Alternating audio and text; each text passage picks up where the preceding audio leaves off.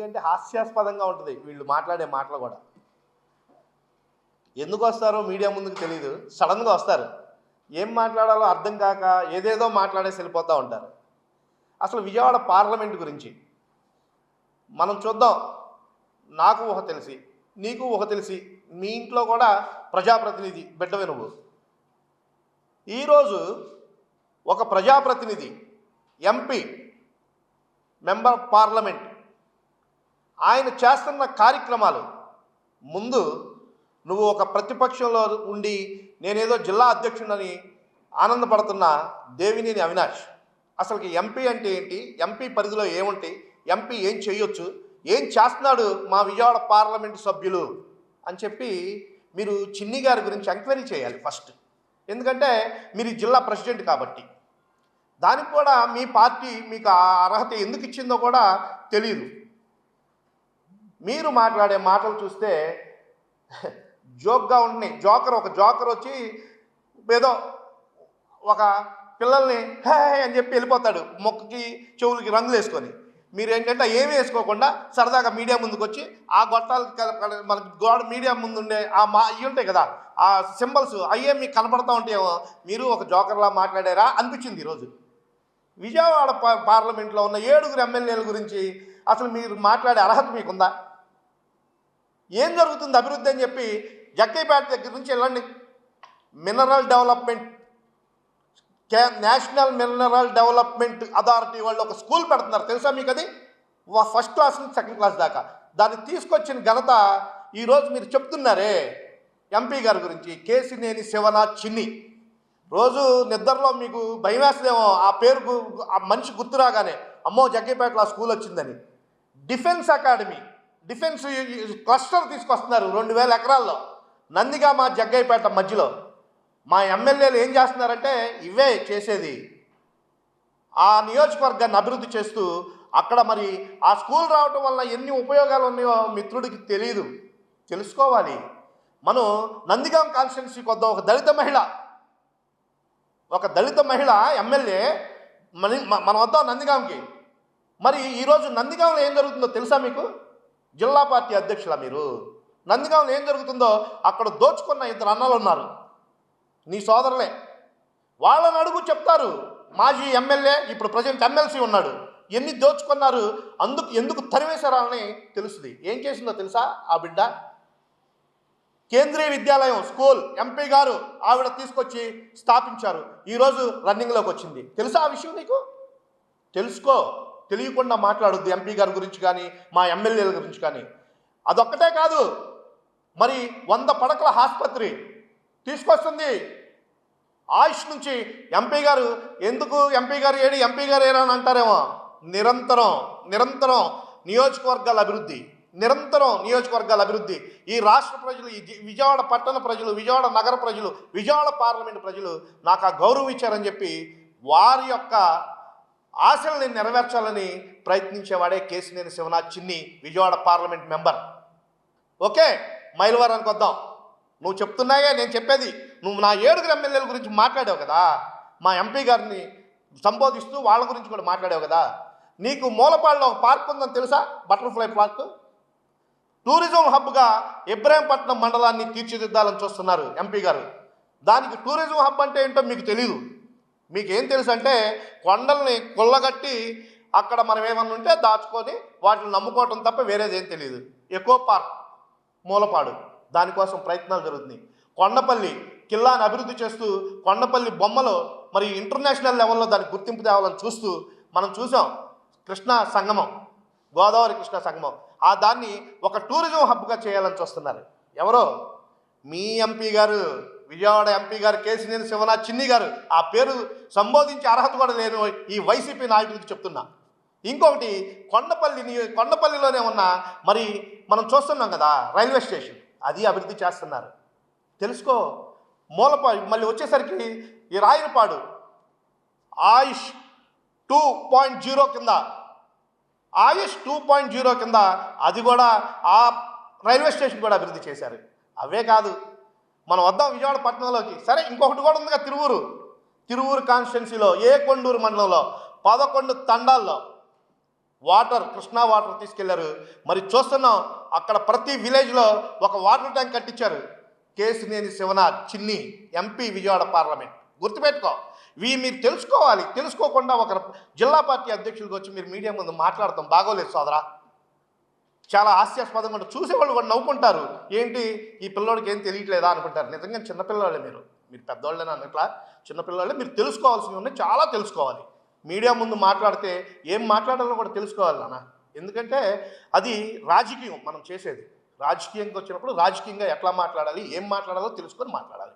విజయవాడ పట్టణానికి వస్తే చూడు, విజయవాడ రైల్వే స్టేషన్ అభివృద్ధి ఎక్కడ దాకా ఎందుకు? గుణదల్లో మీ ఇంటి ముందు రైల్వే స్టేషన్ డెవలప్ అయిపోయిందా? చేస్తున్నారు. ఇంకో 4-5 రోజుల్లో లేకపోతే ఇంకో 2-3 నెలల్లో ఓపెన్ అవుతుంది అది కూడా. అట్లాగే ఫ్లైఓవర్ అయిపోతున్నాం, చూస్తే మీకు తెలుస్తుంది. అట్లాగే మనం చూస్తున్నాం ఎక్కడ సింగనగర్కి వెళతాకి ఫ్లైఓవర్ల మీద ఎంతో ఇబ్బంది పడే కార్మికులు ఉన్నారు. విజయవాడ పట్టణంలోకి వచ్చే కార్మికులు వాళ్ళు ఎంత ఇబ్బంది పడుతున్నారో తెలుసా? వాళ్ళ కోసం మరి అండర్ బ్రిడ్జ్ చేస్తున్నారు. అది ఎక్కడా అని చెప్పి విజయవాడ పట్టణంలో తిరిగితే తెలుస్తుంది ఎందుకు వేస్తున్నారు, ఎక్కడ వేస్తున్నారంటే. నిన్నే చెప్పారు మా ఎమ్మెల్యే దేవినేని ఉమా గారు కూడా. ఎంపీ అంటే నిరంతరం పనిచేస్తూ ఉన్నాడు. అందుకే ఈ మా ప్రాంతం అంటే ఒక ఎమ్మెల్యే ఒక ఎంపీ ఏమేమి తీసుకొచ్చారో చెప్తున్నారు కదా బోండా ఉమా గారు. That is MP, that is మా ఎమ్మెల్యే బోండా ఉమామహేశ్వరరావు. నీ ప్రాంతాన్ని అభివృద్ధి చేస్తున్నారు, నీ ఇంటి ఎదురుగున్న ప్రాంతాన్ని వీరిరువురు కలిసి. అది తెలుగుదేశం పార్టీ. దానికి ఉన్న నిబద్ధత, దాంట్లో పనిచేసే ప్రతి ఒక్కరికి ఉన్న నిబద్ధత అది తెలుగుదేశం పార్టీ అంటే అది నాయకుడు అట్లాంటి వాడు కదా. ప్రజాశ్రేయస్సు, ప్రజల కోసం తాపత్రపడే ఒక నిరంతర శ్రామికుడు, యువకుడు, 75 సంవత్సరాల యువకుడు. నిజమే చిన్నపిల్లాడు చంద్రబాబు నాయుడు గారు. అందరూ ఏంటో అనుకుంటారు, చాలా చిన్నపిల్లాడు. చిన్నపిల్లల మనస్తత్వం కాబట్టే నా కుటుంబం బాగుండాలి, నా రాష్ట్రం బాగుండాలి. కుటుంబం అంటే రాష్ట్రం ఆయనకి. మీకేం కుటుంబం అంటే ఇడుపులపాయ, ఇళ్ళు, గుణదల. నేర్చుకోండి బ్రదర్. రాజకీయం మనం రాజకీయం చేద్దాం.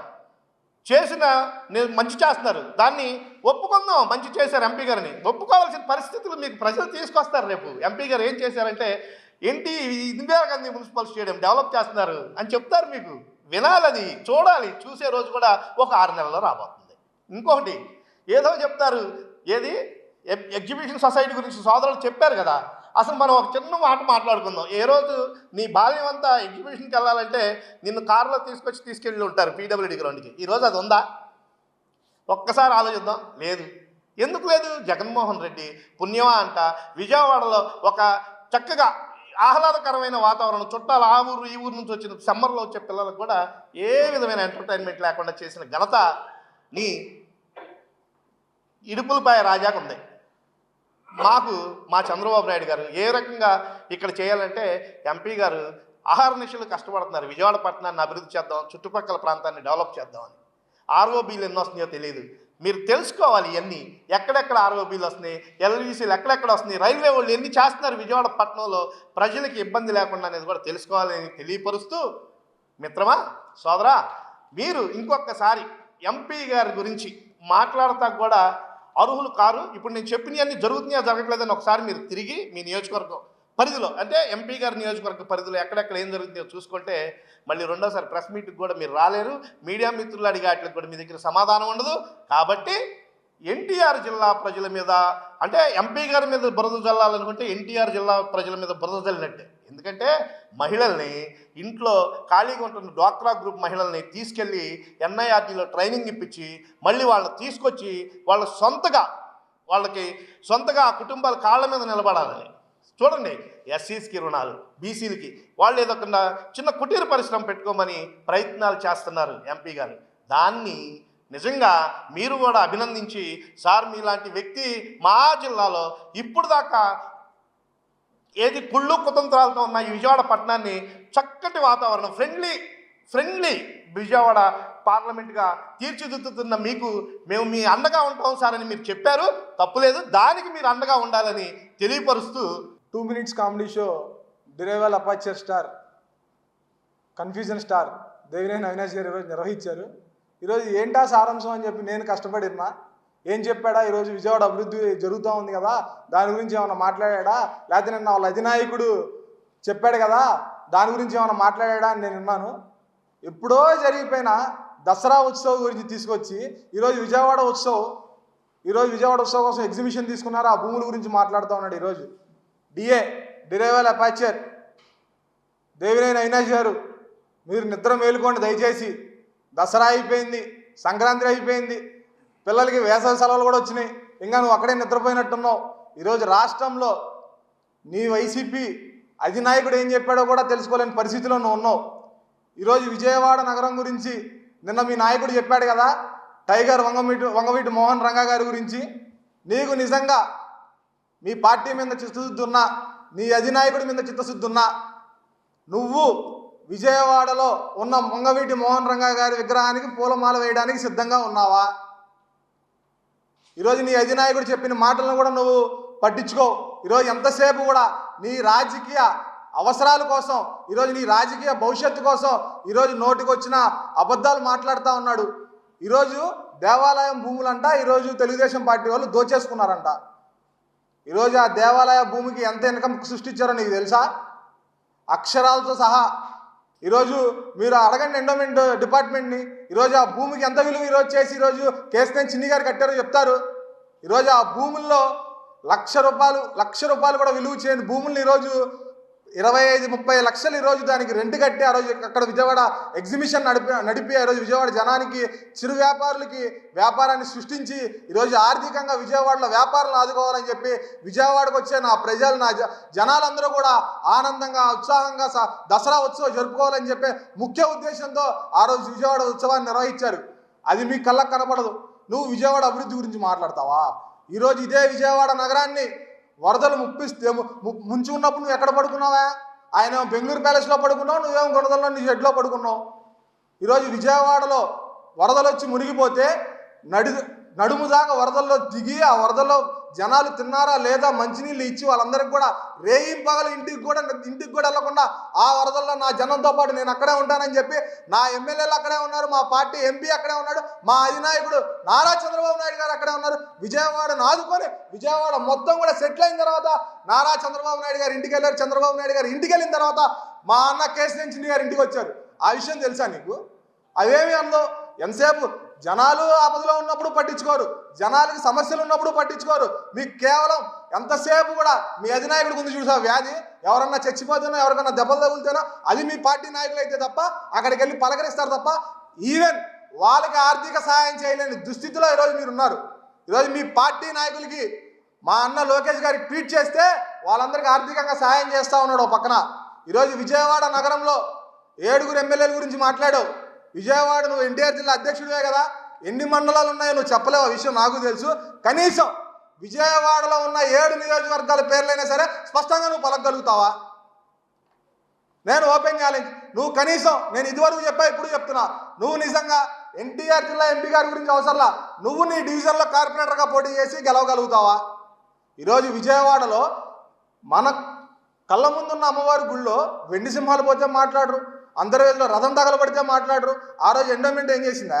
ఆ రోజు నీ విజయవాడలో నీ పార్టీ నాయకులు పెట్టుకున్నారు కదా ఉత్సవ కమిటీలు, వాళ్ళు ఏం చేశారా? అదన్నీ మాట్లాడరు. ఈరోజు దేవాదాయ భూములంట ఎత్తుకెళ్ళిపోయారంట, ఈయన చూశాడంటే ఈయన నిద్ర రావట్లేదంట. నేను ఓపెన్గా చెప్తున్నా, ఈరోజు విజయవాడకి ల్యాండ్ కబ్జాదారుల సలహాలు అవసరం లేదు. ఈరోజు ఎండోమెంట్ ఖచ్చితంగా పనిచేస్తూ ఉంది. నీలాంటి కబ్జాదారుల అవసరం విజయవాడలో లేదు. నేను ఓపెన్ ఛాలెంజ్ చేస్తా ఉన్నా, నీకు సమాధానం చెప్పే ఉంటే ధైర్యం ఉంటే చెప్పు. ఈరోజు నీ ఇళ్ళ స్థలం ఎక్కడ కట్టావు? ఈరోజు పేద మధ్యతరగతి విద్యార్థులు చదువుతున్న విశ్వకర్మ స్కూల్ని కబ్జా చేసి నువ్వు ఈరోజు నీ ఇల్లు కట్టుకోలేదా? ఈరోజు కబ్జాల మీద ఈరోజు నువ్వు పేదవాడి కడుపు, పేదవాడి రక్తంతో ఈరోజు నువ్వు బతుకుతూ ఉన్నావు. కేసినేని చిన్ని గారి గురించి మాట్లాడా కాబట్టి నేను చెప్తా ఉన్నా.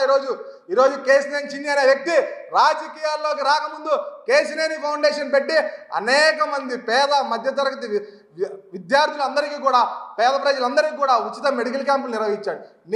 నీ జగన్మోహన్ రెడ్డి వాళ్ళ కడుపు కడితే వాళ్ళందరికీ మధ్యాహ్నం భోజనం పెట్టి 5 రూపాయల అన్నా క్యాంటీన్ తీసేస్తే వాళ్ళందరికీ భోజనాలు పెట్టి ఈరోజు పేదవాళ్ళందరికీ కంటి చూపు కోసం వాళ్ళందరికీ కళ్ళజోళ్ళు ఇచ్చి ఈరోజు విద్యార్థులకు చదువుకున్న విద్యార్థులు కూడా స్కాలర్షిప్లు ఇచ్చి సాయం చేసిన రక్తం కేసినేని చిన్నిది, సేవ చేసే రక్తం కేసినేని చిన్నిది. నీలాగా పేద ప్రజల కడుపు కొట్టేది తీసుకున్న రక్తం కాదు కేసినేని చిన్నిది, నీది ఆ రక్తం. ఈరోజు రక్తం గురించి మాట్లాడావు కాబట్టి నేను చెప్తా ఉన్నా. ఈరోజు మా 7 ఎమ్మెల్యేల గురించి మాట్లాడుతూ ఉన్నావు. నేను ఇన్ని రోజులు ఎమ్మెల్యేల గురించి మాట్లాడలేదని చెప్పి నేను ఏదో అనుకున్నా. నీకు ఎమ్మెల్యే అనే పదం పలకడం బాగా వచ్చింది కాబట్టి ఎమ్మెల్యేల గురించి మాట్లాడడం తర్వాత పెట్టు. నీ కార్పొరేటర్లు చేసిన అక్రమాలన్నీ కూడా త్వరలో బయటికి రాబోతూ ఉన్నాయి.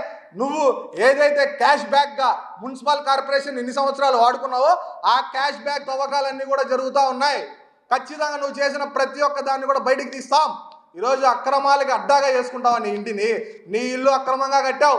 విశ్వకర్మ స్కూల్లో నువ్వు అక్రమంగా దోపిడీగా కట్టిన ఇల్లుని కూడా అవసరమైతే సాక్ష్యాధారాలతో చూపించడానికి ఈరోజు కూటమి ప్రభుత్వం సిద్ధంగా ఉంది. ఈరోజు రాష్ట్రంలో చంద్రబాబు నాయుడు గారి గురించి, లోకేష్ గారి గురించి, మా ఎంపీ గారి గురించి మాట్లాడుతూ ఉన్నారు కదా. ఈరోజు ఓపెన్ ఛాలెంజ్. ఈరోజు విజయవాడ నగరానికి జరిగిన 5 సంవత్సరాల్లో వైసీపీ ప్రభుత్వం విజయవాడ నగరానికి ఏమన్నా చేసిందా? కేవలం గంజాయి తీసుకురావడం, ఆడవాళ్ళని నేర్పించడం. ఈరోజు కృష్ణలంకలో ముస్లిం మైనారిటీలు మేము దాడి చేసింది నువ్వు కాదా?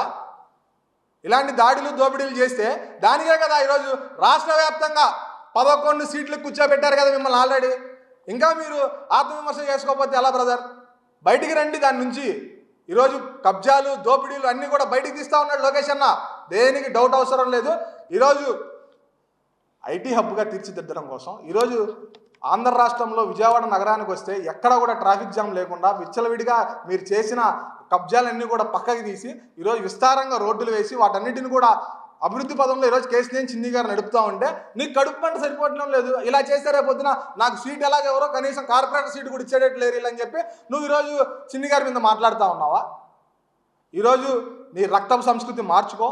ఈరోజు ఆంధ్ర రాష్ట్రం చంద్రబాబు నాయుడు గారు, లోకేష్ గారు విజయవాడ అభివృద్ధి కోసం కేసీఆర్ చిన్ని గారు అహర్నిశలు శ్రమిస్తూ ఉన్నారు. అది నీకు కళ్ళ కట్టకపోతే చెప్పండి. ఓపెన్గా మీ వైసీపీ నాయకులందరికీ కూడా ఖచ్చితంగా ఒక బస్సు ఏర్పాటు చేస్తాం. విజయవాడలో ఇందడ సంజయ్ అన్న చెప్పినట్టు ఎన్టీఆర్ జిల్లాలో అభివృద్ధి ఎక్కడెక్కడ జరిగిందో కూడా చూపించడానికి మేము సిద్ధంగా ఉన్నాం. ఈరోజు భూమి గురించి నువ్వు మాట్లాడావు. ఆ భూమిని ఎప్పుడు ఖాళీ చేశారో కూడా నీకు అప్ టు డేట్ కావాలంటే ఎండోమెంట్లోకి ఆర్టీఐ పెట్టు, నీకు ఇస్తుంది. ఈరోజు దేవినేని అవినాష్ నిజస్వరూపం ఆయన ఏంటో నేను చెప్పడంలా ఆయనే చెప్పాడు. ఒకసారి మీరు కూడా వినండి. అదేవిధంగా మీరు చేసే అవినీతి పనులు, మీరు చేసే కబ్జాలు, మీరు చేసే పంచాయతీలు, రేషన్ దగ్గర నుంచి, ఇసుక దగ్గర నుంచి, మట్టి దగ్గర నుంచి మీరు చేసే ప్రతి కార్యక్రమాన్ని గారా వైఎస్ఆర్ కాంగ్రెస్ పార్టీ తరఫున మేము అందరం గారు అండగా ఉంటామని చెప్పని మరొకసారి అధికారులకి మేము కోరుకునేది ఒకటే, వెంటనే దీని మీద చర్యలు తీసుకుని ఆ బోర్డు పాటించి ఫెన్సింగ్ వేయాల్సిందిగా మేము కోరుకోవడం జరుగుతుంది. ఏమయ్యా మీరేం చెప్పారు? కబ్జాలకి, పంచాయతీలకి, దోపిడీలకి అన్నిటికీ అండగా ఉంటావా? గత 5 సంవత్సరాలు అండగున్నదే కదా నిన్ను నీ అన్నని ఇంటికి పంపించారు. నువ్వు మళ్ళీ వాళ్ళకి అండగా ఉంటావా? ఖచ్చితంగా నువ్వు చేసిన ప్రతి తప్పుని కూడా కూటమి ప్రభుత్వం బయట తీస్తుంది. ఖచ్చితంగా నువ్వు చేసిన ప్రతి ఒక్కదానికి కూడా సమాధానం చెప్పుకునే రోజు తొందరలో దగ్గరలో ఉందని కూడా తెలియజేస్తా ఉన్నా.